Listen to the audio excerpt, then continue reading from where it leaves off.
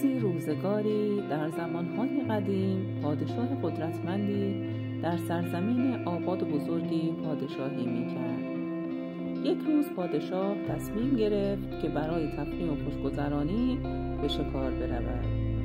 پس دستور داد تا وسایل سفر را حاضر کنند و به راه بیفتند. در مسیر شکارگاه وقتی کاروان حاکم در حال عبور از کنار چشمه‌ای بود، چشم پادشاه به دختر زیبارویی افتاد. دخترک مشغول گرفتن آب از رودخانه بود تا به روستای خود ببرد. پادشاه با دیدن آن دختر یک دل نه 100 دل عاشق او شد.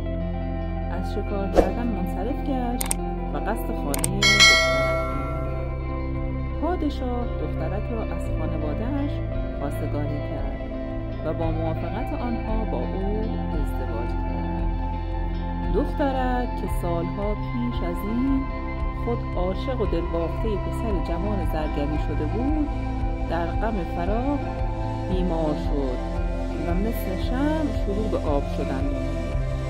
از آن سو پادشاه که دیوانه‌وار عاشق او بود، با مشاهده احوال دخترک دستور داد تا از شرق و غرب عالم تمام طبیبان نامی و مشهور را بیاورند و به آنها وعده داد در صورت موفقیت آنها را از مال و ثروت دنیا بی‌نیاز کند.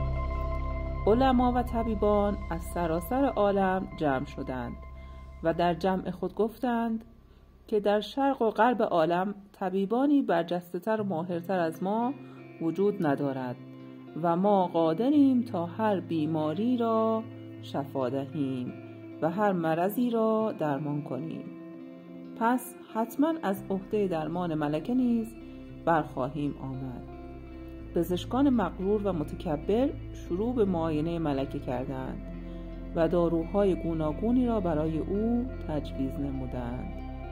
آنها به نوبت بر بالین دختر بیمار حاضر می شدند و با دیدن علائم بیماری نسخه‌ای تجویز می کردند. یک روز بیماری او را ناشی از ترشحات صفرا می دانستند و برای او سرکنگبین تجویز می کردند. روز دیگر تشخیصشان خشکی مفاصل بود و روغن بادام برای نرم کردن مفاصل توصیه می نمودند. چند روزی گذشت اما هیچ یک از این داروها مؤثر نبود و روز به روز حال ملکه بدتر و بدتر می شد. طبیبان که از درمان عاجز شده بودند نزد پادشاه رفته و گفتند: ای شاه بزرگ، ما هرچه که می دانستیم به کار بردیم ولی نتیجه‌ای حاصل نمی شود و ما اکنون از درمان ملکه ناامید شده ایم. در آن میان شخص پیر و دنیا دیده‌ای از بزرگان دربار که در جریان کار بود اجازه صحبت خواست.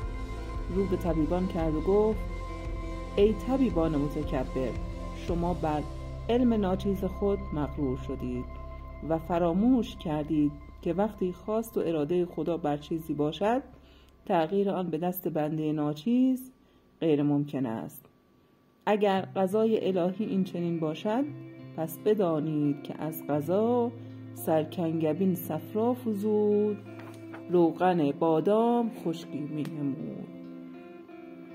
اما داستان ملکه به اینجا رسید که شاه به درگاه خداوند نذر و نیاز بسیار کرد و خدا به او مژده داد که طبیبی الهی فرستاده تا دختر را درمان کند.